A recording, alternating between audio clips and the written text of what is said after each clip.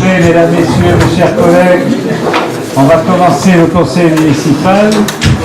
On va commencer évidemment par l'appel de notre Benjamin. Merci, monsieur le maire. Bonjour à tous, chers collègues. Pour l'appel. Mes chers alliés. Présent. Anna-Paula Ventron. Marie-Odile Lamandon. Mathieu Pietri. Monique Salomon. Pouvoir. Roger Mossé. Colombe Lemeux. Edmond Otedjian. Edouard Alexander. Je crois qu'il y a pouvoir pour la Ventron. Oui, c'est moi le pouvoir. Mathieu Mouratin. Claude Lampeau. Présent. Armand Chablat. Claudine Lachintre. Présent. Colette Toulec. Dominique Bièche. Roger Ouex. Yann Pertuzel. André Gauthier. Véronique Garnier. Catherine Bienfait. Marie-Christine Rodriguez. Stéphane Pirassini. Patrice Sanzon. Joseph Cassaro. Marie-Pierre Vicello. Vanessa Bréchia. Christine Sicardi. Marie-Christine Overlinkels. Jean-Marc Bretin. Alain Dubois. Véronique Bianchi, qui est excusée. Hervé Pisson. Et Anthony Chocoun, que je vais pouvoir pour commune. Et donc, voilà. Et donc, nous avons ainsi le courant, monsieur le maire. Le courant démarre. Merci, monsieur le modérateur. Donc, nous avons le dernier conseil municipal avant les vacances d'été, puisqu'il était prévu en juillet, mais on me dit qu'il n'y aura vraisemblablement pas de délibération. On ne va pas s'amuser à faire un conseil municipal qui n'a pas de délibération. Celui-ci étant fin juin, devrait suffire. Alors évidemment, même si c'est le dernier, il n'échappe pas à la règle, puisque celui-là aussi sera filmé. Alors, je tenais quand même à vivement remercier tous les acteurs de la fête de la musique le 21 juin dernier. Cette nouvelle formule dédiée aux familles et talents musicaux bouquins a remporté un immense succès au regard de la fréquentation et de l'ambiance. Je tenais également à remercier le tissu associatif de la commune, particulièrement sollicité en fin d'année scolaire, bien que la 25e nuit des associations a parfaitement rempli ce rôle, et je tiens quand même à renouveler tout mon soutien. Les jardins d'Albertas est bénévole toujours, mais cette fois-ci avec des voitures de collection. Vous l'aurez compris, je veux bien sûr parler du Pays d'Aix Autoclassique qui s'est déroulé la fin de semaine dernière, les 16 et 17 juin. Un record de fréquentation, d'animation, de véhicules, mais avant tout d'émotion et de plaisir pour ceux qui aiment ça. Albertas toujours et encore, demain et après-demain, l'orchestre philharmonique du Pays d'Aix vous donne rendez-vous pour les concerts dans les jardins. C'est à partir de 21h et totalement gratuit. Côté château, l'exposition Luminance de l'ADSB dédiée à la photographie s'est terminée pour laisser place à, depuis le 23 juin jusqu'au 1er juillet, une exposition de peinture proposée par Book Bellart dans le cadre de son 17e salon annuel. Je vous informe que le 30 mai dernier, des bouquins ont été primés. Elisa Charnot, Lisa Couette, Cassandra Collin et Franck de Sapio se sont vus décerner le prix de collégien méritant pour l'année 2017-2018 de l'Académie Aix-Marseille. Cette cérémonie présidée par Martine Vassal, présidente du conseil départemental des Bouches-du-Rhône et monsieur le recteur de l'Académie, ainsi que de nombreux élus, a récompensé le travail et le comportement exemplaire de nos 4 collégiens. Et puis dans le même temps, je ne sais pas si j'ai informé le conseil municipal, mais je rappelle quand même que Miss Pays d'Aix, qui va se présenter pour au niveau régional, c'est Miss Provence, Miss Pays d'Aix et de Boubert, qu'on a eu l'occasion de la voir dans les manifestations, que ce soit le Pays d'Aix Autoclassique, comme la fête de la musique ou d'autres manifestations. Elle était présente, c'est une jeune fille qui a, une jeune femme qui a 24 ans, 23 ans, 24 ans, 24, et qui habite à l'île de la Salle. Je ne vous en dirai pas plus, parce que on attaque le domaine privé. Mais je vous dirai simplement que Prisca, elle habite le domaine de la Salle. Par courrier circulaire du 19 avril 2018, le préfet a informé les maires de la démarche d'harmonisation engagée pour rendre plus lisibles les réglementations applicables en matière d'accès au massif, et ce au niveau zonal. Je vous rappelle donc que l'accès au massif forestier est réglementé pour cette période estivale. Comme les années précédentes, le niveau de risque applicable à chaque massif forestier sera consultable par tous à partir de 18h pour le lendemain. Alors, c'est le site internet départemental de l'État. Alors, comme vous allez tous retenir, je vais vous le donner, c'est facile en fait. C'est www.bouche au pluriel du Rhône au singulier .gouv.fr. Ou alors vous l'avez aussi sur le serveur vocal dédié de Provence Tourisme. Là, c'est le numéro, vous pouvez noter, Armand, 08 11 20 13 13. Ou alors sur le site ou l'application mobile de Provence Tourisme, là c'est My Provence Balade, et vous aurez donc toutes ces informations. Je vous rappelle que c'est public et c'est pour ça que j'annonce à l'ensemble du conseil municipal. Le conseil de ce soir traitera de ressources humaines avec le toilettage du registre effectif pour présenter la vision la plus fidèle possible ainsi que l'actualisation du RIFSEP. Vous savez, ce régime indemnitaire fonction de la suggestion. J'ai voulu me lancer là-dedans, mais j'avoue que suggestion, EEP, c'est quoi déjà? Bon. Expertise, engagement professionnel. Merci. Voilà, c'est un fonctionnaire ou un ancien fonctionnaire qui nous l'a dit, parce que c'est encore un truc infernal. Nous proposerons d'évoquer les questions métropolitaines, notamment en matière de transport scolaire et d'usines de potabilisation. Enfin, nous évoquerons la position de la municipalité sur Altéo, à travers la position de la commune sur Altéo, à travers notre avis rendu sur l'enquête publique. Et à ce propos, je vous rappelle que jeudi sera organisée aux Terres Blanches, à partir de 18h30, une réunion publique sur Manche-Gary. Nous créerons aussi la régie permettant l'encaissement des recettes pour la fête nationale du 14 juillet. Et nous vous proposerons, en plus de la commémoration du traditionnel défilé, une soirée spectacle, place de l'Hôtel de Ville. Je vous rappelle que le carré des producteurs vous accompagne tous les samedis matins de l'été de 9h à 12h, suivi évidemment le lendemain par le marché, place de l'Hôtel de Ville. Afin de clôturer mon propos liminaire, je tiens à ouvrir une parenthèse sur les travaux du bâtiment dans lequel nous nous trouvons. En effet, l'Hôtel de Ville sera en plein chantier de rénovation entre le mois prochain et le début 2019. Ville nature oblige, il était temps de remplacer la grande verrière très dégradée, puisqu'il y pleut, et les fenêtres en simple vitrage. Ce bâtiment de 1900, même si elles ont été revues, elles sont plus épaisses, ce bâtiment de 1982 va enfin trouver une seconde jeunesse et ne sera plus un gouffre énergétique, et on en parvient de parapluie pour monter l'escalier. Mais cela nécessite de déplacer les services pendant les travaux, sans trop de contraintes pour les administrés. Alors je vous donne les principaux mouvements et déplacements des services. Ici, à l'Hôtel de Ville, alors mon bureau, le cabinet et la direction générale des services vont être délocalisés dans les services des sports et vie associative et culture qui sont devenus vides, qui sont ici au premier étage.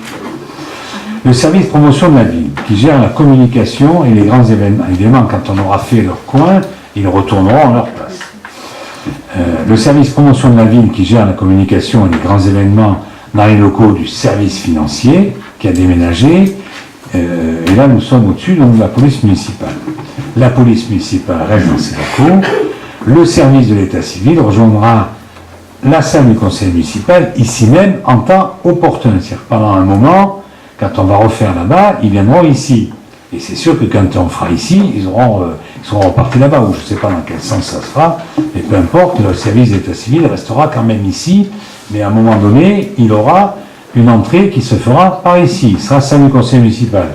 Alors bon, c'est là où normalement on devra avoir le moins d'administrés qui viennent, mais moi j'avoue que je ne sais plus faire, là, c'est pas, voilà.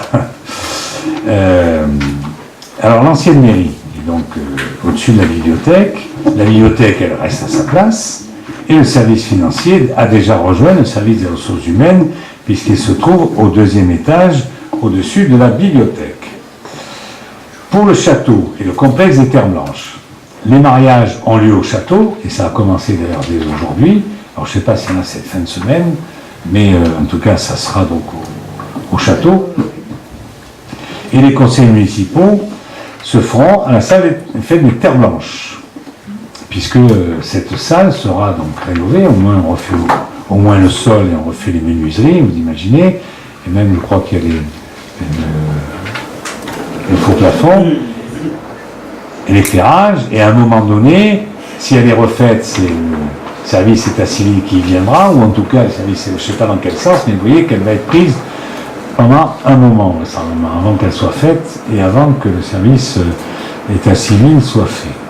Donc au moins jusqu'à la fin de l'année, je pense, les conseils municipaux auront lieu salle des fêtes des Terres Blanches. Enfin, au pôle municipal de Sauvecannes, là où il y avait le service technique et le service urbanisme, donc impasse des Oliviers, le service des sports et de la vie associative et celui de la culture ont été déplacés dans l'actuelle salle de réunion. Les services techniques et urbanisme, évidemment, restent à leur place. Et le dernier pôle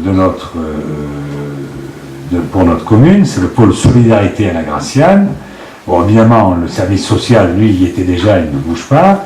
Mais par contre, le service scolaire ainsi que Garine, qui encaisse donc les participations, d'ailleurs on en parlera tout à l'heure dans une délibération, les participations pour la restauration scolaire, et même pour les transports aussi. Donc ils vont occuper le rez-de-chaussée du bâtiment à partir du mardi 26 juin de 8h30 à 16h30, c'est ça. À partir donc de... Oui, parce que on en est où dans le déménagement? C'est après-demain. C'est après-demain. Donc vous êtes prêts à partir du... Après-demain, c'est mercredi, donc à partir de jeudi. Mercredi 27, on sera fait. Ah, donc l'aménagement, c'est demain, alors. Ah, vous faites tout dans la journée, vous? Bon, écoutez, on va pas se faire, hein. Écoutez, moi je ne me plains pas, très bien. Ok, donc voilà, vous sachez qu'à partir de mercredi, le service scolaire est là-bas. Enfin, il faut savoir sur les services municipaux, je rappellerai quand même qu'en été, leur fonctionnement est légèrement modifié, eu égard à la baisse d'activité et de sollicitation du public. L'état civil ferme le samedi matin, durant l'été. Je rappelle au passage que la mairie de Montbéliard est quand même l'une des rares à accueillir ses administrés le samedi matin pour les affaires d'état civil. Et aussi pour le scolaire, mais en dehors des vacances. C'est ça. Mais pendant l'été, cette permanence est suspendue. La dernière se tiendra donc le samedi 30 juin et samedi, et le service sera à nouveau opérationnel le samedi 1er septembre. Du lundi au vendredi, en juillet et août, les services sont ouverts de 8h à 16h30 comme le reste de l'année. Voilà. Mesdames, Messieurs, si vous le voulez bien, place à l'ordre du jour. Donc je vous propose évidemment, habituellement, et je ne manquerai pas de faire la même chose aujourd'hui, l'adoption du compte-rendu de la séance du 28 mai, qui est notre dernier conseil municipal, qui évidemment, je rappelle, a été filmé et qui est simplement un compte-rendu, on va dire, très, très résumé. Voilà. Il n'y a pas de commentaire là-dessus, pas de questions, donc je considère comme adopté, je vous remercie. Ensuite, le conseil municipal information du conseil municipal concernant les décisions prises en fonction de l'article L21-22 du Code général des collectivités territoriales. Alors, il y a un contrat administratif d'occupation du domaine privé à titre précaire et irrévocable, concerne M. Mulatieri, donc dans un logement de la commune, qui est au domaine de la Salle, ou de la Poste Cézanne. Son échéance est arrivée le 31 mai 2018, donc il est reconduit jusqu'au 31 décembre, moyennant une contribution mensuelle de 435 €. Et évidemment, il doit supporter les charges locatives, taxes d'habitation, enlèvement de l'ordre ménagère. La fourniture de l'électricité, de l'eau et du gaz sont à la charge du preneur, Et il y a une charge forfaitaire annuelle pour l'eau qui est de 102 €, soit 8,50 € par mois. Voilà, donc c'est du 1er juin au 31 décembre. Ensuite, on a un autre contrat administratif d'occupation du domaine privé à titre précaire et évocable concernant M. Bernard Parcieux, qui lui a un logement situé au groupe scolaire de la Bergerie à l'Ébélon. C'est en fait un ancien contrat, un ancien logement de l'instituteur, qui est arrivé à échéance le 11 juin et donc qui a été renouvelé jusqu'au 31 décembre 2018. Moyennant une contribution mensuelle de 808,39 €. Donc évidemment, le preneur supporte les charges locatives, notamment la TH et l'enlèvement des ordures ménagères. La fourniture d'électricité, d'eau et de gaz sont à la charge du preneur et la charge forfaitaire annuelle pour l'eau est de 408 €. Voilà, c'est donc du 12 juin au 31 décembre. Ensuite, on a la convention de mise à disposition pour l'association des assistantes maternelles. Il s'agit de 2 salles du fonds et l'ancienne ALSH de la Graciane et la cour de l'ancienne ALSH avec accès au bloc sanitaire et la cour de l'école maternelle de la salle avec accès au bloc sanitaire. Voilà, elle arrive à expiration en date du 30 juin et le 30 mai, j'ai signé donc une convention de mise à disposition et je vous en informe en vertu de l'article L 21-22 du CGCT. Il y a des questions là-dessus? Très bien, je vous remercie. Donc, délibération suivante. Maintenant, on va actualiser la délibération numéro 17-0905 du 4 décembre 2017 portant sur la réforme du régime indemnitaire tenant compte des fonctions, des suggestions, de l'expertise et de l'engagement professionnel, autrement dit du RIFSEP, au sein de la commune de Bouc-Bel-Air. Alors en fait, c'est extrêmement simple, on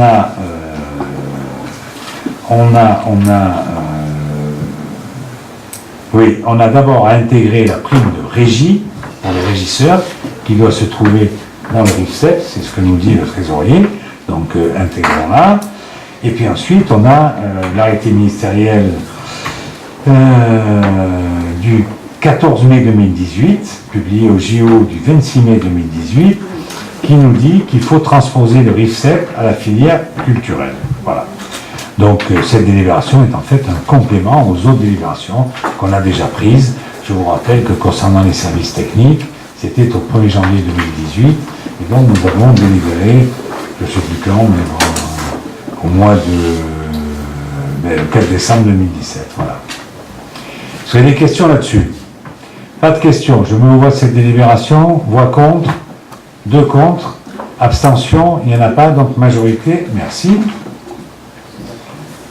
Mais votre compte, c'est Madame Berlinkels et Monsieur Glisson. Voilà. Vous me demandez qui votait contre. Ah, c'est leur problème, après tout, ils ont gardé le choix dans le vote. Hein. Ils n'avaient pas mêlé, voilà.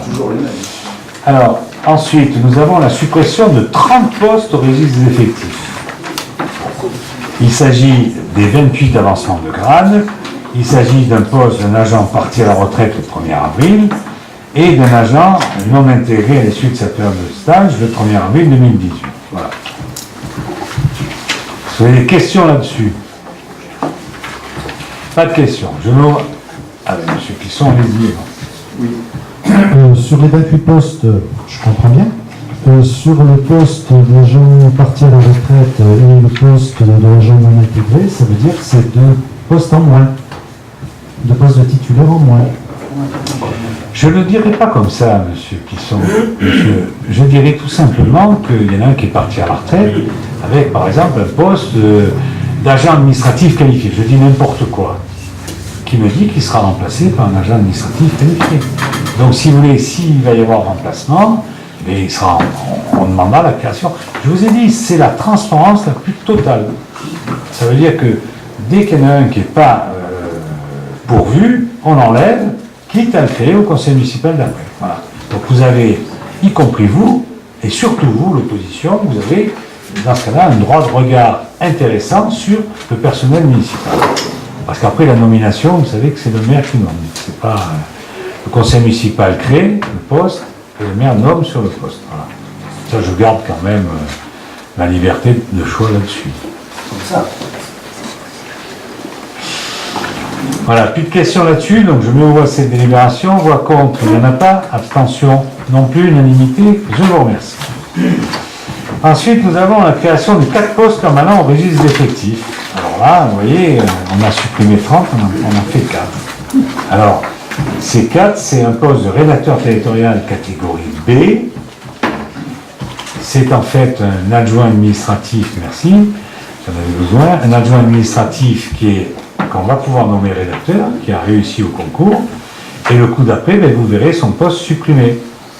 Parce que là, il n'y a pas de suppression de poste, il y a simplement un agent qui va rester, mais comme il a gagné un grade, on va pouvoir le nommer. Ensuite, nous avons, suite au départ en retraite d'agent titulaire, je vous propose de créer au 1er septembre 2018 3 postes d'adjoint technique territorial, catégorie C, de temps complet, et évidemment dans la filière technique, service scolaire. Voilà. Et là, nous avons des gens qui sont contractuels, que nous allons stagiairiser au 1er septembre 2018, si vous je pourrais le faire que si vous me créez des postes. Voilà. S'il y a des questions là-dessus. Pas de questions. Je me vois cette délibération, voix contre. Il n'y en a pas. Abstention non plus, unanimité. Je vous remercie. Maintenant, nous allons créer, si vous en êtes d'accord, 6 postes non permanents pour faire face à des accroissements temporaires et saisonniers d'activité. Alors, il vous est proposé, temporaire d'activité, c'est 12 mois maximum, pendant une même période, mais c'est 12 mois consécutifs, 18 mois consécutifs. Et les saisonniers, c'est 6 mois maximum pendant une même période de 12 mois consécutifs. Donc, il vous est proposé de créer à compter du 10 juillet 2018 un poste d'assistant de direction à temps complet au grade d'adjoint administratif territorial principal de 2e classe du 10 juillet au 9 octobre afin de pallier aux absences de courte durée des assistants titulaires pendant les 3 prochains mois lors de la période estivale. Ensuite, à compter du 1er septembre 2018, pour accroissement temporaire d'activité, 2 postes non permanents d'agents polyvalents à temps complet, au grade d'adjoint technique territorial, donc c'est cadre C, pour une période de 12 mois, c'est du 1er septembre au 31 août 2019. Et ensuite, 3 postes non permanents d'agents d'animation périscolaire à temps non complet, 17h30 hebdomadaire, c'est à mi-temps, au grade évidemment d'adjoint territorial d'animation catégorie C, pour une période de 12 mois, du 1er septembre au 31 août. Voilà. Donc là-dessus, est-ce qu'il y a des questions? Monsieur Plisson. Oui, donc pour l'agent, pour l'accroissement saisonnier d'activité, ok. Par contre, comme au dernier conseil municipal, l'accroissement temporaire d'activité, on ne voit pas bien en quoi c'est temporaire. Peut-être que pour les informations qu'on a là, mais je pense que vous nous donnerez d'autres informations, mais enfin, ces gens sont embauchés sur des missions qui relèvent tout à fait les missions de la commune, sur une année pleine. En quoi les missions de surveillance lors des temps méridiens de garderie sont non permanentes, alors que c'est toute l'année, même pendant les vacances, si je comprends bien. Et de même sur mission de restauration, entretien ou surveillance d'enfants en fonction des besoins. Bon là, je voudrais bien savoir ce que vous dites en fonction des besoins. Ça peut peut-être justifier que c'est non permanent, mais pour l'instant, moi, je considère que ce sont des emplois permanents. Peut-être à temps non complet, mais c'est différent, ce sont deux choses différentes. Oui, on est d'accord. Je dis bien à temps non complet, c'est des emplois qui ne sont pas permanents pour moi, parce que c'est là on va demander, quand on a soit un accroissement temporaire d'activité, soit, et ça peut être par exemple un ou deux agents qui est malade, auquel cas il faut le remplacer, on a des maladies des fois qui durent quand même un certain temps, ou alors ça nous permet d'avoir des contractuels, c'est clair. Mais les contractuels sont limités dans le temps. Et je vous ai proposé d'ailleurs juste avant de me créer des postes pour qu'on puisse les stagiairiser pour certains contractuels. Je ne vois pas ce qu'il y a de choquant là-dedans.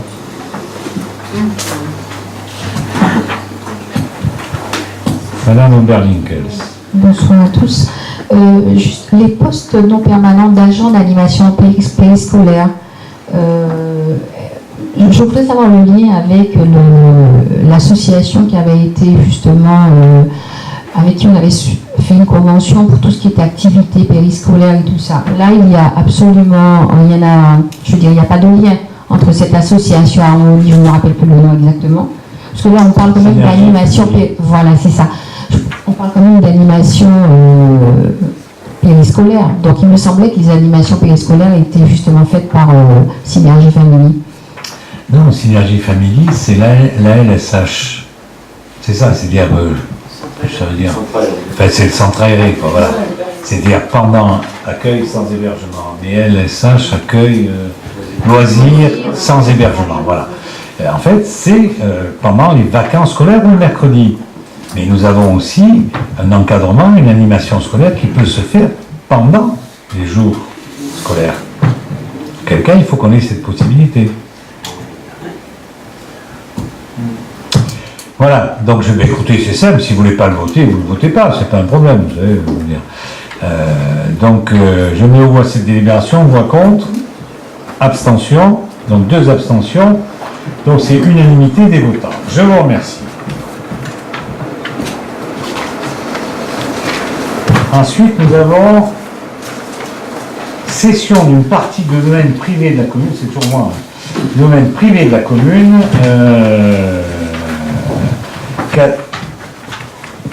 non cadastré, 3 rue Bourbon, à monsieur Cassandre Deloire.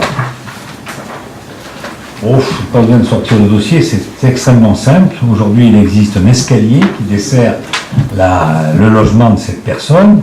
Évidemment, comme il vient de l'acheter, le notaire a dit mais c'est pas cadastré, ça ne vous appartient pas. C'est sur le domaine communal. Donc il faut voir un peu avec la commune qu'elle vous autorise. Donc voilà. Donc il vous est proposé tout simplement, c'est pas tout à fait en face le portail d'église, mais ça doit être la 2e maison si je ne m'abuse. À droite quand on a le portail de l'église en face. Bon, donc il y a un escalier. Cet escalier, il est sur le domaine. Il vous est proposé de l'emprise de l'escalier, de lui faire une cession. Ça représente environ 6 mètres carrés. C'est en fait, moi je dis que c'est en fait une simple régularisation d'un état de fait depuis des décennies. Voilà. Alors est-ce que vous m'autorisez à signer l'acte de vente? Pas de questions. Je crois que j'ai été assez clair. Merci. Donc je mets au voie cette délibération. Voix contre, il n'y en a pas. Abstention non plus. Unanimité. Je vous remercie. Ensuite, nous avons, toujours dans les cessions de parcelles, il vous est proposé la cession de la parcelle cadastrée BY numéro 99 aux époux Grenier. Alors, là, l'affaire est simple. À un moment donné, ces personnes-là... On l'avait déjà évoqué à peu près l'année dernière en conseil municipal. Donc, vous voulez qu'on passe directement au vote? Allez. Oui, on a bien en tête. Ok, allez, très bien. Donc, le tout est que le chemin de la gardure ne se casse pas la fille. Voilà. Voilà. Donc, ça veut dire que contre le renforcement du talus, eh bien, on leur cède la parcelle dont on n'a que faire. Voilà. Et qui, eux, va les arranger. Voilà. Donc, on est d'accord là-dessus. Donc, je mets au vote cette délibération. Voix contre. Il n'y en a pas. Abstention non plus. Unanimité. Je vous remercie. Ensuite, nous avons l'avis du conseil municipal relatif au projet d'arrêté préfectoral concernant les valeurs limites autorisées d'émission pour la société Alteo.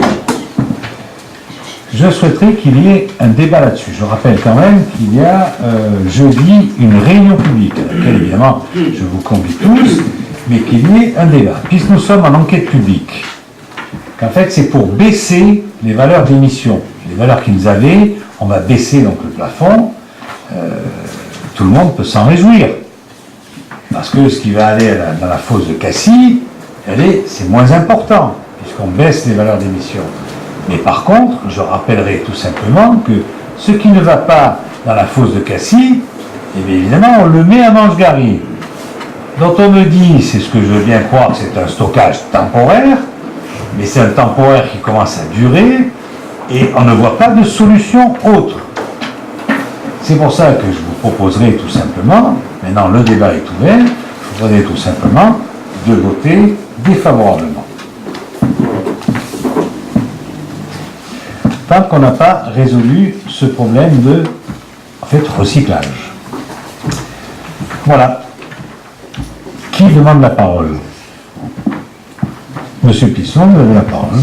Oui, nous vous suivrons dans ce vote négatif, mais soyons bien réalistes. Ni l'arrêté préfectoral, ni notre vote ne servent à rien. Je vais vous expliquer pourquoi.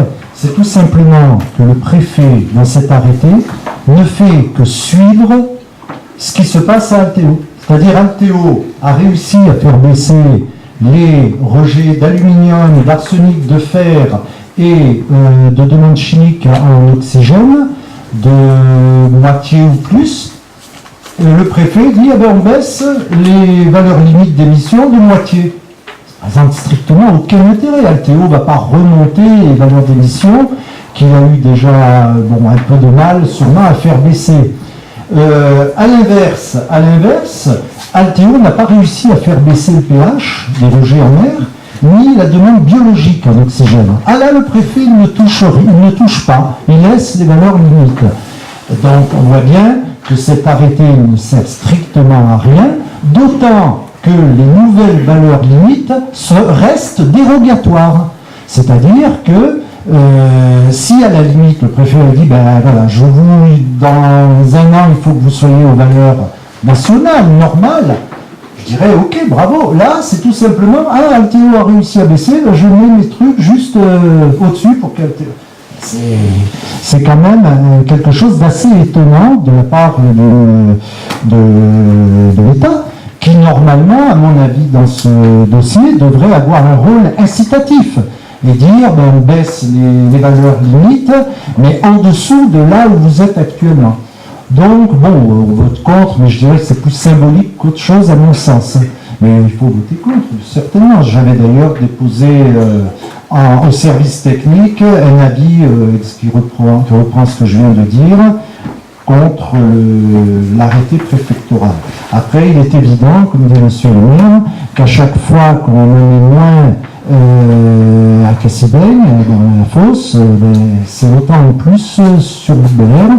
Et j'ai souvenir quand même que le 5 juillet 2017, il y avait eu une réunion dans cette salle avec M. Duchesne, d'Altéo, il a clairement dit qu'il comptait continuer à déverser jusqu'en 2035.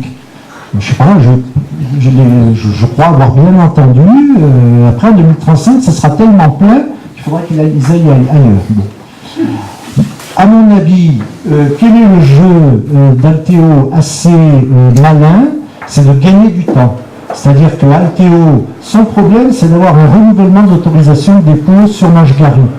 Altéo, qu'est-ce qu'il fait? Il fait bon élève et tout.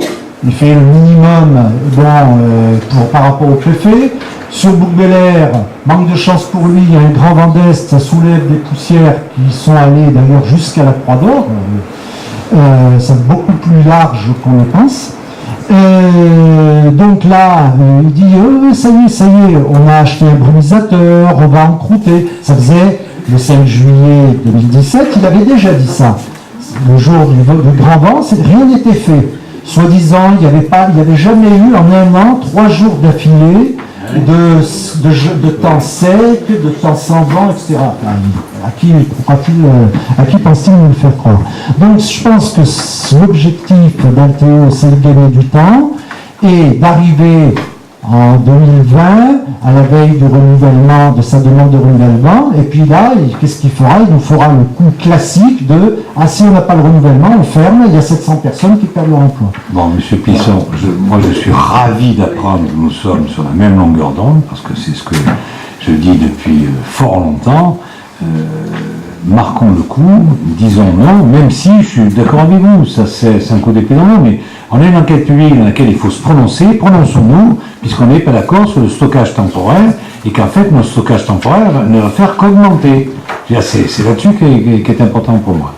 Donc je mets au voie, à moins qu'elle ait... Oui, monsieur Gauthier. Oui, vous l'avez soulevé, Prenez un peu le... Parce qu'on enregistre, non mais on enregistre. Il n'y a pas d'autre, il n'y a qu'un micro. Oui, monsieur le maire, comme vous l'avez soulevé, depuis 2015, afin de se confirmer l'arrêté de Barcelone, les rejets d'altérité ne sont plus rejetés en mer Méditerranée de la faute de Cassis sont déposés sur le site de Belvédère. Ça concerne 360 000 tonnes de déchets industriels. Ces 360 000 tonnes contiennent des dizaines de tonnes de métaux lourds, notamment du chrome 3 et du chrome 6. Le chrome 3 étant classé cancérigène certain par l'OMS. En plus du chrome, on trouve du titane et de l'arsenic. Le problème dans la question de la VLE est le suivant, c'est qu'à aucun moment, si on regarde l'étude d'impact, la VLE est en infraction. Les critères de VLE sont la plupart du temps respectés, sauf sur le chemin d'Aix, où on a constaté, suite à la dépôt de capteurs, que la VLE était dépassée. Le problème de cette situation, est-ce que nous sommes dans une situation comparable à celle de l'imposement cumulatif, parce que nous sommes dans une situation évolutive. L'étude d'impact précise que les poussières ne peuvent pas s'envoler parce qu'il y a une barrière forestière qui protège l'envol des poussières. Or, l'événement 22 du mois d'avril a démontré tout à fait le contraire. Donc, cette accumulation va se produire 360 000 tonnes de boue et de poussière. On va produire un effet accumulatif qui va largement dépasser la VLE. Attends, André, excuse-moi, je te coupe. Pourquoi? Parce qu'on a une réunion publique jeudi, le sous-préfet est là, Alteo est là, on a tout le monde, donc c'est à ce moment-là que je crois qu'il va falloir On pose la question. Au lieu du comité de la République en marche de l'Européen, on pose la question. Voilà, exactement. Donc, la solution, c'est d'installer des capteurs continus, notamment sur l'école de la Belgerie. Mais faisons je veux dire, aujourd'hui, on a une position à prendre On est d'accord. vis-à-vis de l'enquête publique. Oui. Voilà. Mais par contre, jeudi, on a tout le monde qui est devant nous. C'est présidé par le sous-préfet. Donc, je veux dire, on ne peut pas faire mieux. Donc, c'est là où il faut peut-être faire monter ce genre de choses. Néanmoins, il faut dire que c'est un problème identique à la menthe. On a mis 40 ans à démontrer que la menthe était un problème qui donnait le cancer. On va mettre 40 ans pour démontrer que le boulot donne le cancer. Parce que le problème climatique, lorsqu'on respire de mélange, le cancer peut se déclarer 10 à 15 ans après. Parce qu'il y a l'accumulation dans le poumon et dans l'air. Okay. Donc, jeudi soir, c'est l'occasion, André, d'en parler.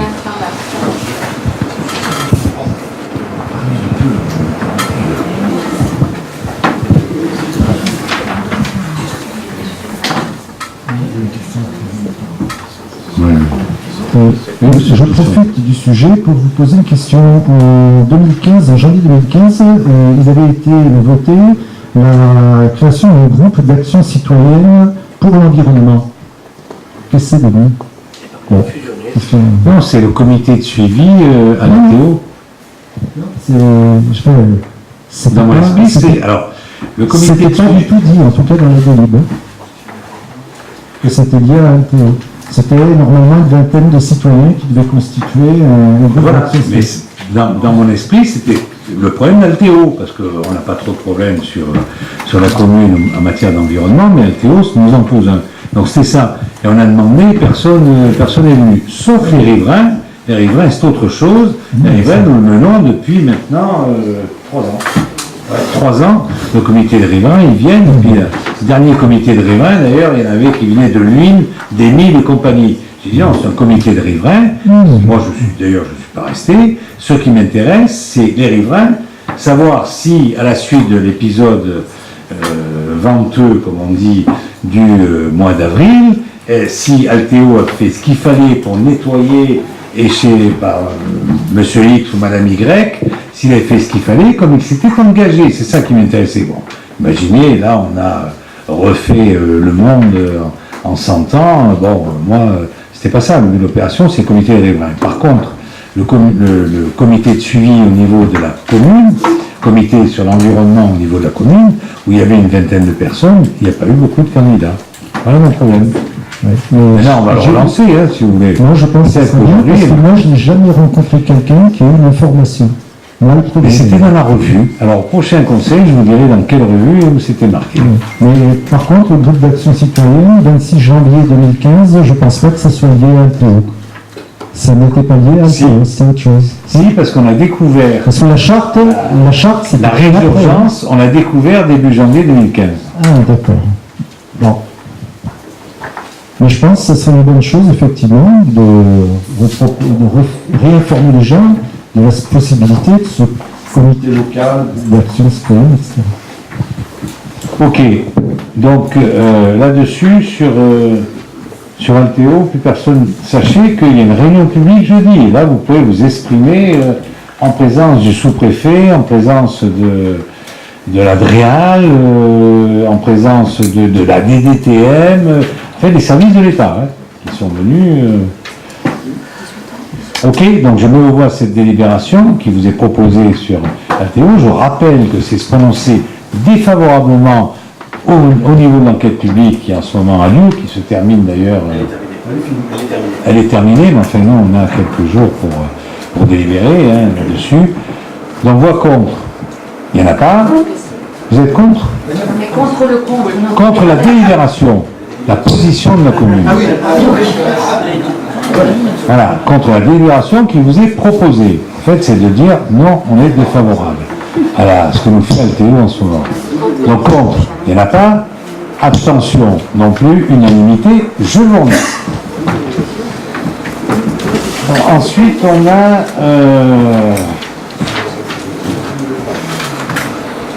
Ah, c'est encore moi.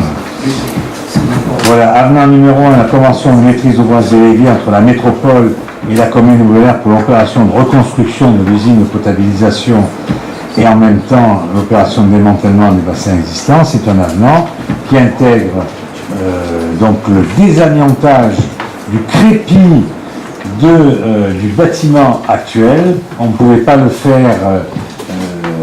On ne pouvait pas le faire tant que le locataire n'était pas parti. Une fois que le locataire est parti, nous avons fait le test amiante et on s'est rendu compte qu'il y avait de l'amiante. Et nous avons donc un avenant qui est de... Pardon? Ouais, 201 000, c'est ça, non? Voilà, 201 763,09 hors taxe. Donc il vous est proposé de faire un avenant à la convention, puisque nous avons une convention de gestion, on n'a plus compétence, un avenant à la convention de gestion avec la métropole, puisqu'elle nous a donné, la gestion déléguée de ce chantier. Voilà, tout simplement. Pas de questions là-dessus, donc je vous propose cette délibération. Est-ce qu'il y a des voix contre? Il n'y en a pas. Abstention non plus, unanimité. Je vous remercie. Ensuite, on a...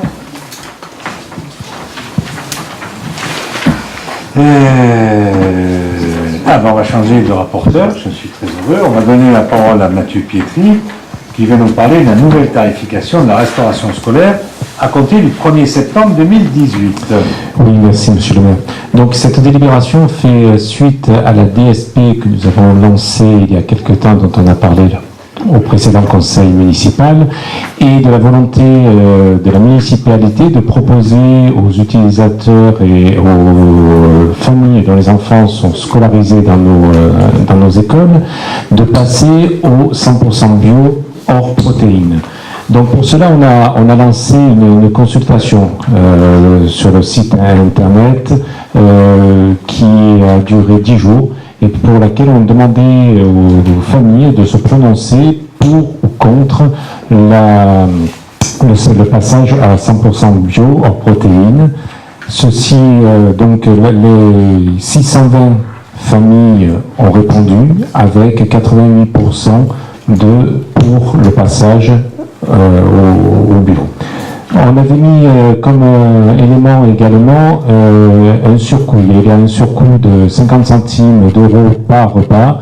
Nous avions proposé aux familles lors de cette consultation que la mairie en prenne en charge une partie, 25 centimes, et l'autre restant à la charge des familles. C'est ce qui est retranscrit en fait dans la proposition de délibération que vous avez sous les yeux. Le repas passerait donc de 3,30 € à 3,55 €. Les tarifs réduits, le 1, c'est 2,48 €, passerait à 2,66 €. Le tarif réduit de 1,65 € à 1,78 €. Les autres tarifs, donc, ne changent pas. Voilà, j'insiste là-dessus, c'était ce que nous avions prévu, l'engagement que nous avons pris avec les parents d'élèves, on leur a posé la question, je crois que la réponse est vraiment claire. Pour vous avouer, on a fait la même chose il y a un an, hein, avec les semaines à 4 jours, on a posé la question aux parents d'élèves, mais aussi dans ce cas-là aux instituteurs, là on a posé la question qu'aux parents d'élèves, on leur a dit voilà, si vous voulez qu'on passe 100% bio, ça fait 50 centimes d'augmentation. On vous propose, nous, la commune, d'en prendre la moitié et vous prenez la moitié. Après 90%, ils ont répondu oui. Donc, je vous demande tout simplement d'appliquer le résultat de ce référendum. Oui. Tout ce que j'espère, c'est que les gens ont bien compris que 100% bio, ce n'est pas 100% bio. C'est 100% bio, moins la viande, moins les œufs, moins le lait. C'est ce qui a été voilà, c'est ce qui a été indiqué dans la consultation, c'est nos éléments de langage. C'est effectivement pourquoi hors protéines animales, parce qu'un surcoût énorme sur le repas et des difficultés également à assurer l'approvisionnement régulier de la part du prestataire. Hein. Donc c'est ces deux qui, effectivement, les filières bio-animales ne sont pas arrivées à un degré de maturité tel qu'on puisse anticiper sur de tels... Mais c'était l'hypothèse 3. Savez, M. Bisson, pour être clair là-dessus, on a demandé, dans le cadre de la DSP, on a interrogé les candidats qui nous ont répondu, il y en avait 3, on me rappelle qu'au dernier conseil municipal, on en a retenu 1, les 3 donc, ont répondu là-dessus, et qu'au niveau des protéines animales, on nous a dit, on n'est pas sûr de pouvoir, mais en tout cas, ça va coûter le double de ce que ça coûte. Alors, faisons un pas en avant. On était à 30%, on monte à 100%, hein, sauf protéines animales, on monte à 100% de bio, et on verra dans la suite quand la filière se sera un peu mieux organisée. C'était l'hypothèse 2 ou l'hypothèse 3 de la DS. Exactement. Effectivement. L'hypothèse 1 étant les crèches. Le surcoût 88 000 pour l'hypothèse 2, donc aujourd'hui est proposé, 173 000. Tout bio, tout bio. La question n'est pas là. La question, c'est est-ce que les gens viennent piger que 100% bio, c'est 100% bio, moins la viande. Après, je me demande si les œufs sont intégrés ou pas, parce que les œufs bio, maintenant, on en trouve suffisamment à des tarifs tout à fait compétitifs. Là, il reste pour moi un doute. Parce que les protéines animales, les œufs sont exclus. Là. Alors, effectivement, les œufs sont exclus. L'objectif est d'aller au-delà des préconisations du Grenelle de l'environnement et d'aller vers le bio dès que c'est possible. Et les œufs, effectivement, vous avez tout à fait raison, sont inclus dans le bio. Maintenant, il faut voir une chose, c'est qu'ils ne mangent pas des protéines tous les jours. Donc, de ce fait, c'est pas... Bon, même si ça fait doubler, on peut voir peut-être à mettre les œufs, à faire un pas en avant, etc. etc. Bon, en tout cas, moi, je me félicite de ça.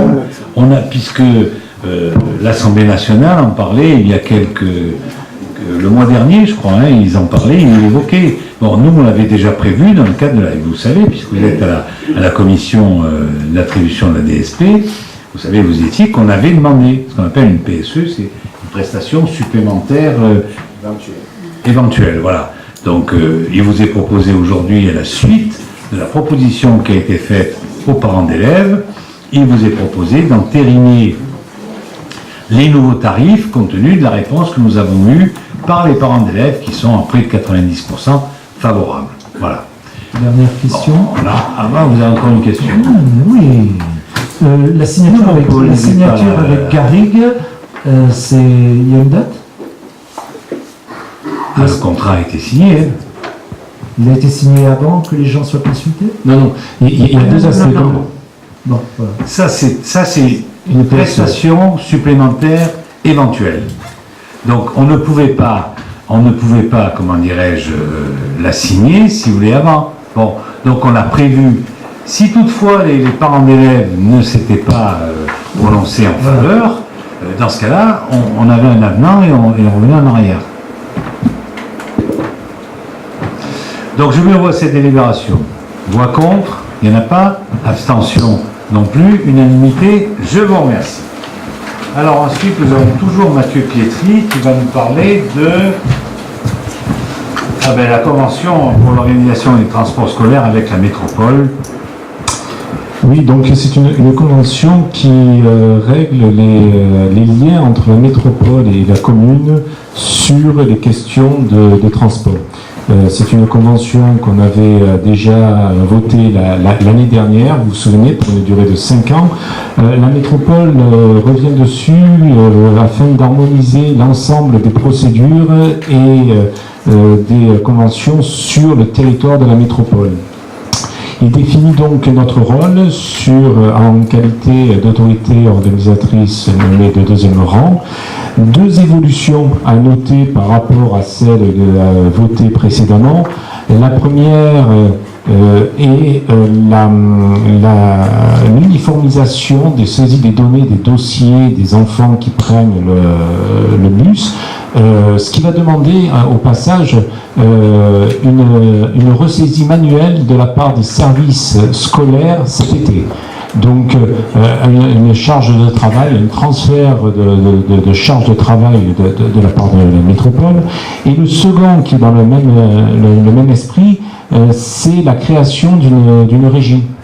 Précédemment, la métropole, la commune prenait les chèques ou les paiements en ligne étaient faits auprès de la métropole et la commune était simplement une boîte aux lettres.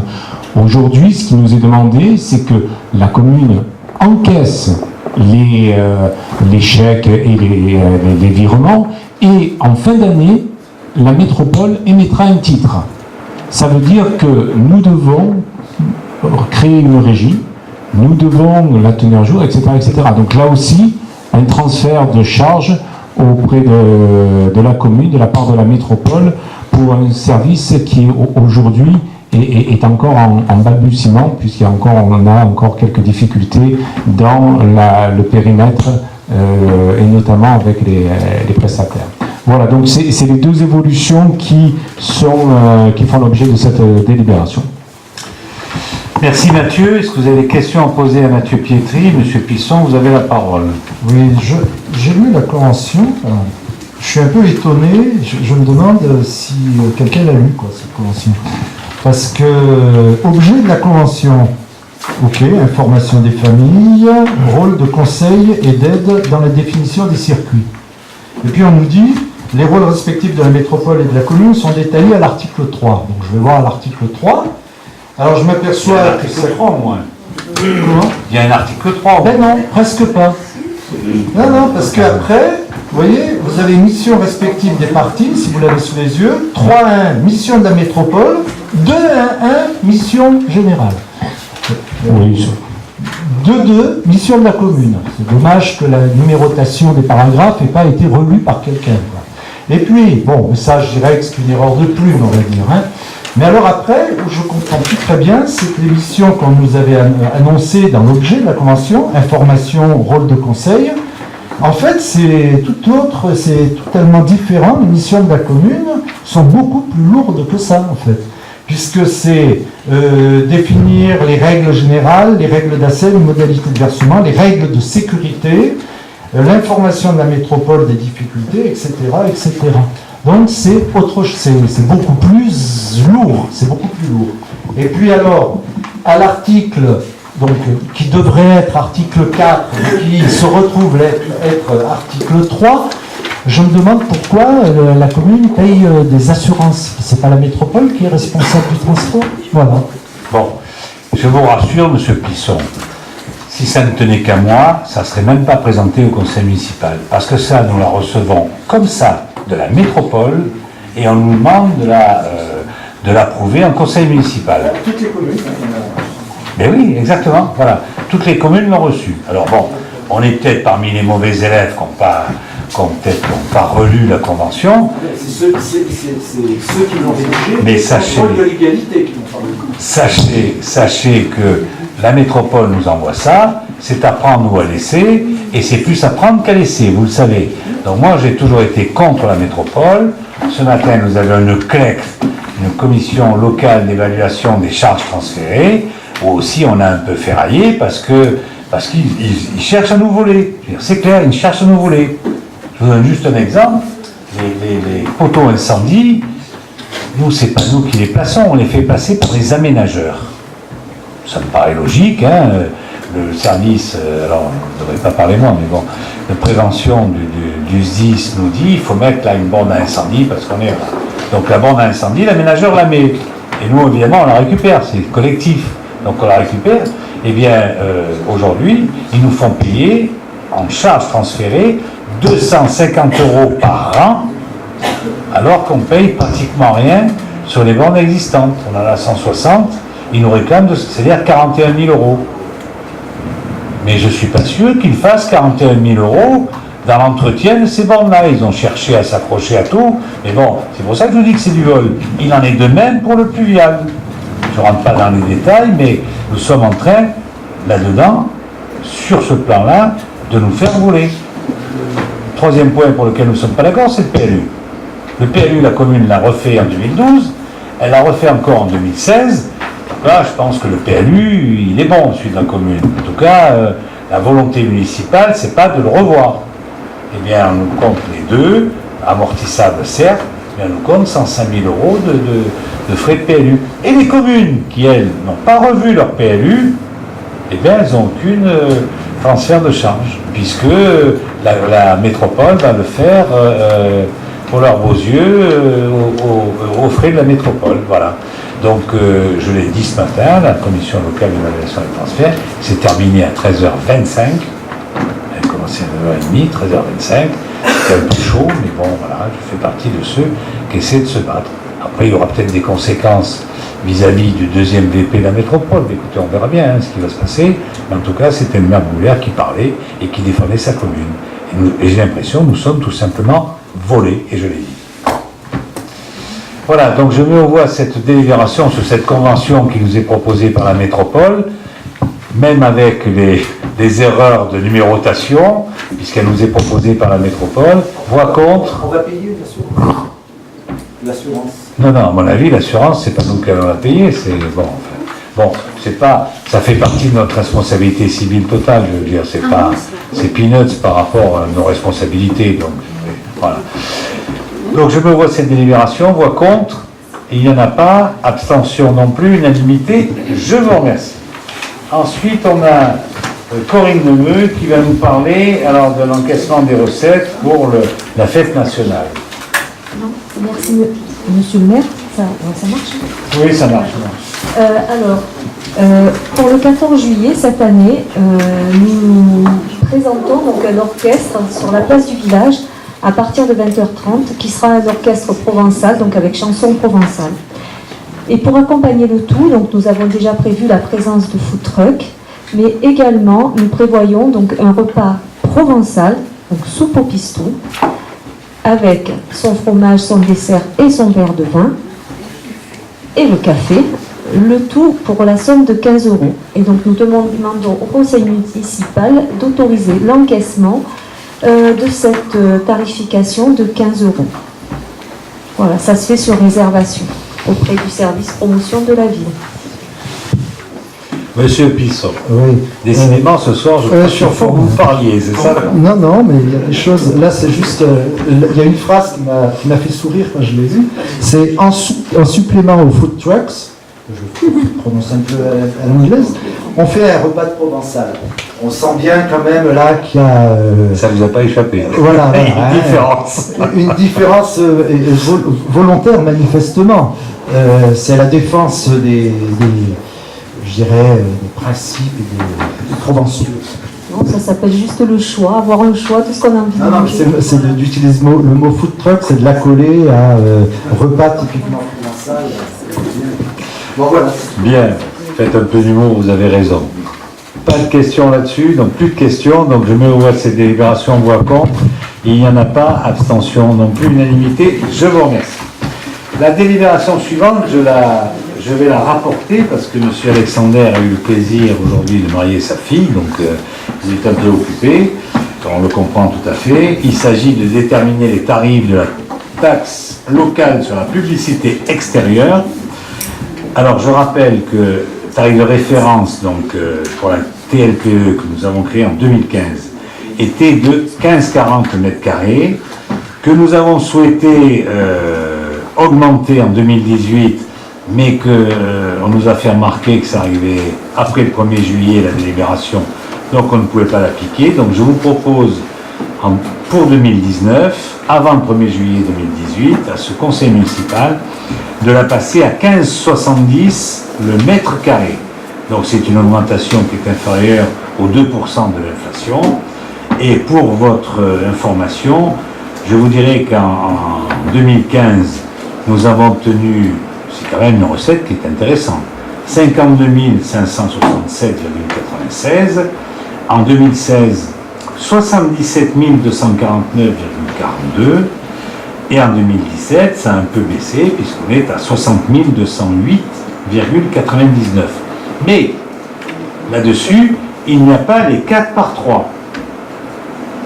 Donc il y a simplement les panneaux publicitaires ou les enseignes qui sont inférieurs à 4 par 3. Les 4 par 3, je n'ai pas la somme exacte, mais dites-vous bien que c'est en plus. Voilà. Donc il vous est proposé de passer à 15,70. Est-ce qu'il y a des questions là-dessus? Inévitablement. Je vais croire, monsieur Pisson, que vous allez la voter de toute manière. Ça m'étonnerait que vous ne la votiez pas. Hein. Ça ne devrait pas poser de problème, puisque cette année, il y a bien une augmentation. Il n'y en avait pas eu en 2017 et pas eu en 2018, ce qu'on avait regretté. Là, il y en a une, donc il n'y a pas de problème. Non, c'est pas ça. On vous a écouté. Non, c'était prévu en 2014, il était prévu que ce soit comme ça, aligné sur l'inflation. Non, simplement, je vous pose la question de savoir pourquoi l'enquête publique sur le nouveau règlement local de publicité était reportée. Écoutez, je vous fais une confidence. La métropole a fait une bêtise. Donc, parce qu'en fait, il y a une deuxième publicité qui n'est pas passée dans les temps. Elle est passée, mais un jour trop tard. Donc, ils ont tellement peur de le rendre qu'ils ont dit l'enquête publique, on la repose de 2 mois. Voilà, c'est tout. Bon, je le regrette, mais c'est comme ça. Maintenant, c'est plus notre compétence, vous le savez aussi.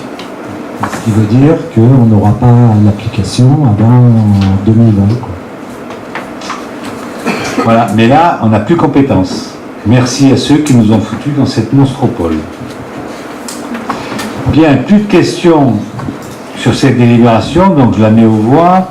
Voix contre, il n'y en a pas. Abstention non plus, je m'en doutais. Donc, unanimité, je vous remercie. Ensuite, nous avons Armand Chamelin qui va nous parler du plan d'aménagement forestier, évidemment de la forêt communale, pour 2019-2038. Merci, monsieur le maire. Donc, ce plan d'aménagement forestier de la forêt communale de Bouc-Bélair, c'est pour les 20 ans à venir, 2019-2038. Je pense que nous serons tous là pour constater cela. L'Office national des forêts est un établissement public français chargé de la gestion des forêts publiques placées sous la tutelle du ministère de l'Agriculture, de l'agroalimentaire, de la forêt et du ministère de l'écologie, développement durable et énergie. Sur les 2190 hectares du territoire communal, la forêt communale de Bouc-Bélair représente 215,85 hectares. L'ONF gère ces 215 hectares pour le compte de la municipalité. Les enjeux liés à ce massif forestier sont nombreux. Tout d'abord, très proche du tissu urbain, il constitue un véritable poumon vert au sein de la commune. Il est très usité par les habitants de la commune pour une balade à pied, ou en vélo, ou pour la chasse. Mais cette proximité nécessite un indispensable entretien pour se prémunir contre tout départ d'incendie. C'est une des missions principales de l'ONF. L'objectif principal des aménagements forestiers préconisés par l'ONF est d'accompagner et d'améliorer les peuplements forestiers existants. Le chêne vert et le chêne pubescent seront favorisés. Cela permet de favoriser la qualité paysagère de la forêt, de consolider la mosaïque du milieu déjà en place et limiter le risque d'incendie. De plus, les actions de sensibilisation et de préservation de l'environnement seront menées conjointement entre la ville et l'ONF. L'ONF mettra en place des îlots de sénescence. Ainsi, il sera intéressant pour les enfants et les adultes de constater comment la nature s'organise quand elle est livrée à elle-même. Des arbres coupés seront laissés sur place dans les sites où la sécurité des biens et des personnes ne sera pas remise en cause, bien sûr, et constituent de véritables réservoirs de biodiversité. Telles sont les raisons qui nous incitent à proposer au conseil municipal de prendre la délibération ci-après. Voilà, alors il s'agit par les 20 années qui vont arriver de l'ONF de les cadrer. En fait, c'est eux qui nous ont proposé ça. Donc, l'ONF étant le maître d'œuvre de tout cela. Il vous a proposé ça, c'est en fait sur leur demande, et moi je trouve que c'est bien pour les 20 ans à venir qu'on puisse avoir un schéma directeur sur la forêt communale. Voilà. Est-ce que vous avez des questions là-dessus? Monsieur Plisson. Pas une question, mais une remarque. Le rapport 18-5-15 qu'on a reçu, je sais pas, on a l'impression qu'il manque quelque chose. Parce qu'il y a ce que vient de dire M. Chamelin, mais il n'y a pas ce sur en vote. Et puis le plan d'aménagement, est-ce qu'on peut consulter? Non, alors, attendez. Je n'ai pas compris. Bon, quelque chose M. Plisson, il est vrai que j'ai appris qu'on envoyait les délibérations et que les notes de synthèse n'étaient pas envoyées. La loi du 6 février 92, dite administration territoriale de la République, oblige le maire à donner, et moi j'ai connu avant qu'elle existe, donc imaginez ce que c'était. Vous recevez une lettre à la maison, vous convoquant à un conseil municipal qui avait lieu 3 jours après, des fois le lendemain, et vous n'avez même pas d'ordre du jour et du tout. Aujourd'hui, la loi du 6 février 92 et puis après, vous oblige au maire à envoyer l'ordre du jour et des notes de synthèse pour chaque rapport. Après, il appartient, si vous souhaitez en savoir un peu mieux, il vous appartient de venir et de consulter le dossier. C'est en fait la délibération qui sera proposée. Mais la note de synthèse, évidemment, ce n'est pas une délibération, c'est une note de synthèse qui explique en quelques lignes l'objet de la délibération. Voilà, c'est tout. Donc, alors maintenant, par contre, Armand Chamelin, comme il est rapporteur, il va un peu plus dans le détail, puisqu'on est dans l'ensemble du conseil municipal, partant du principe que, de toute manière, si vous voulez en savoir plus, vous pouvez aller consulter auprès de la Direction Générale des Services les rapports concernés. Non, mais sur la note de synthèse, je m'ai tellement rédigé que je sais bien ce que c'est. Non, mais par exemple, oui, ça m'étonnait au hasard. Non, mais au hasard, je ne suis plus là, sur la vie préfectorale. À la fin, il est marqué, compte tenu de ce contexte, Monsieur le maire propose, Là, il n'y a pas, donc ce que vous nous proposez, c'est de voter... Mais alors, c'est Armand Chamelin qui vous le propose. Voilà. Le plan proposé par l'ONF. Qui existe quelque part dans les services. C'est vrai qu'on a eu que ça. Non, mais ça... Donc c'est pour ça que... J'ai tourné l'arrivée au bout, j'ai tourné après. Très franchement, je ne pensais pas qu'une proposition de l'ONF donne lieu à polémique. Bon, nous verrons au grain. Non, il n'y a pas de polémique. C'est simplement que la question c'est est-ce qu'il ne manquait pas quelque chose? C'est consultable, voilà. Oui, c'est toujours consultable. Hein. Oui, il n'y a aucune polémique. Ok. Donc plus de questions là-dessus, je me vois cette délibération, voix contre, il n'y en a pas, abstention non plus, unanimité. Très bien, mesdames, messieurs, l'ordre du jour est terminé. Nous avons quand même des questions diverses. Et nous avons 3 questions diverses. Alors on a l'habitude de m'entendre les lire, puisque je reçois toujours une lettre signée par des conseillers d'opposition. Là, une conseillère de la majorité va poser une question. Donc je vais lui donner la parole. Merci, Monsieur le maire.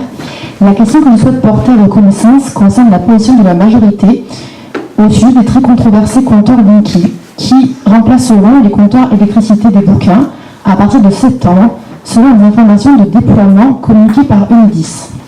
En effet, suite à la réunion publique organisée par vos soins, d'ailleurs très appréciée, bien qu'on regrette l'absence d'Enedis, je crois savoir que vous avez reçu la direction d'Enedis par la suite. Quelle est donc votre position et que comptez-vous faire? Bien. si vous le permettez, Madame Beneckel, on va peut-être la coupler avec la vôtre. Parce que je crois qu'on parle un peu de la même chose.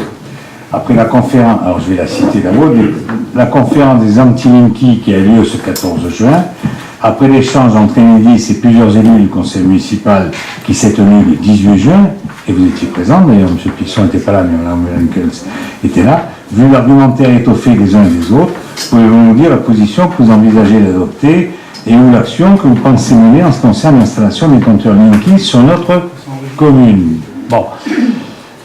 Moi, je vous avouerai qu'à écouter les uns et les autres, moi, je vous proposerai tout simplement de prendre un arrêté municipal, pas une délibération, parce qu'une délibération sera traduite devant le tribunal administratif. Le sous-préfet va nous demander de la retirer. Mais un arrêté municipal disant en gros, alors je n'ai plus mon truc, il est...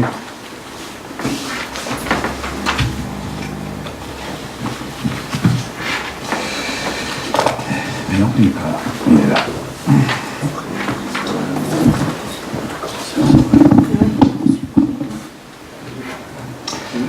Bon, le maire de la commune Nouvelle-Aire, vu l'article 12.2 du Code général des collectivités territoriales, considérant que la ville de Nouvelle-Aire a reçu plusieurs dizaines de courriers d'administrés indiquant le refus et inquiétude au sujet du compteur de type Linky, considérant que la ville de Nouvelle-Aire a organisé en présence du collectif Anti-Linky 13 une réunion publique ce jeudi 14 juin à 18h30 à la salle des fêtes. Je rappelle qu'Enedis a refusé de venir siéger à cette réunion publique, mais que par contre Enedis souhaitait rencontrer les élus. Donc elle a rencontré le bureau municipal avec, je vous ai proposé d'y venir puisque vous étiez intéressé par ce dossier-là. Donc ça devient, considérant la présentation opérée par Enedis auprès des élus municipaux en date du 18 juin à 17h30 en salle du conseil municipal, donc le maire de Nouvelle-Aire arrête.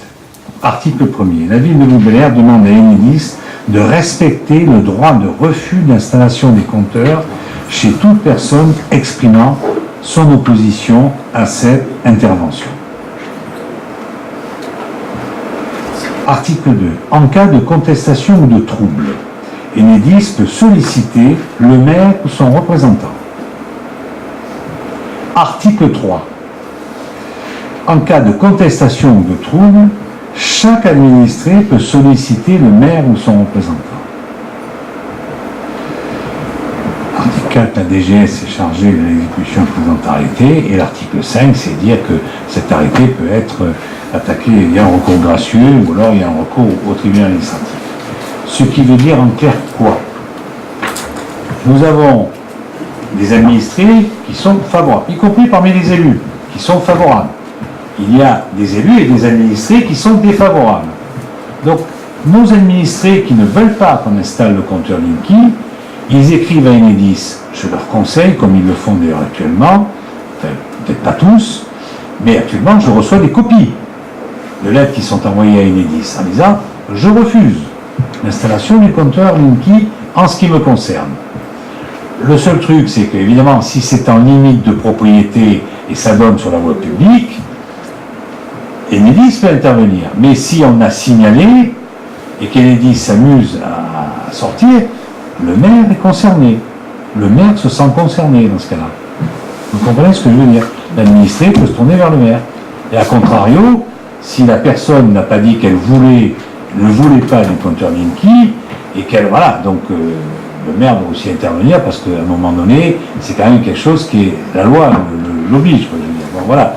Donc on est entre le marteau et l'enclume, si je puis dire. Mais écoutez, j'assumerai mes responsabilités. C'est pour ça que je vous demande tout simplement d'accepter ça, puisque l'objet de cet arrêté municipal, c'est libre implantation des compteurs de type Linky. Ceux qui veulent l'auront, ceux qui ne veulent pas ne doivent pas l'avoir. Voilà, en clair, c'est ça. Voilà, je pense avoir répondu à vos questions.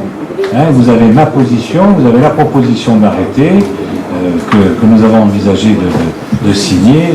Et puis voilà, puis après on verra à partir du mois de septembre. À partir du mois de septembre, mais je vais vous donner l'occasion de pouvoir parler, vous allez voir pourquoi. À partir du mois de septembre, il y a l'installation de compteurs liquides qui va avoir lieu dans la commune. Donc nous allons faire en sorte qu'Enedis le sache et que nos concitoyens le sachent aussi. Vous avez qu'à le dire autour de vous et faire en sorte que nous soyons avertis. Qu'Enedis soit averti et que nous soyons avertis. Voilà. L'ordre du jour étant terminé, je vais lever... Ah non, non. Si on avait deux questions, troisième question. Vous avez dit qu'il y en avait 3. Ah pardon, oui, vous avez raison. Autant pour moi. Ah, vous avez mémoire quand même, sacrée mémoire. Hein. Oui. Vous avez raison, c'est le prix de l'eau. Alors, comme nous l'avions évoqué lors de la commission de délégation de services publics, il se confirme que le prix de l'eau, plus assainissement au mètre cube, abonnement compris, est plus important pour les petits consommateurs que pour les gros utilisateurs. Environ 50 centimes de plus au mètre cube, du fait d'un coût élevé de l'abonnement annuel. Ce système de facturation est contraire au principe d'incitation à l'économie d'eau qui devrait être prôné dans notre ville nature. Pensez-vous remédier prochainement à cette situation? Simplement, je vous dirai la chose suivante. Avant, vous avez raison, pour ceux qui font très peu de consommation, ça fait un peu plus cher. Et que par contre, ceux qui font 180 mètres cubes, c'est 80% de la population de Nouvelle-Air, eux, ils ont un tarif de l'eau qui va baisser. Et qui va baisser de cette manière. Avant, nous étions parmi les gens qui étaient à 4,17 le mètre cube pour l'eau et l'assainissement.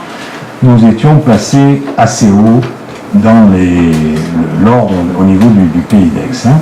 Nous étions en fait 3 et 3,6 et 6e en ordre descendant pour les 36 communes.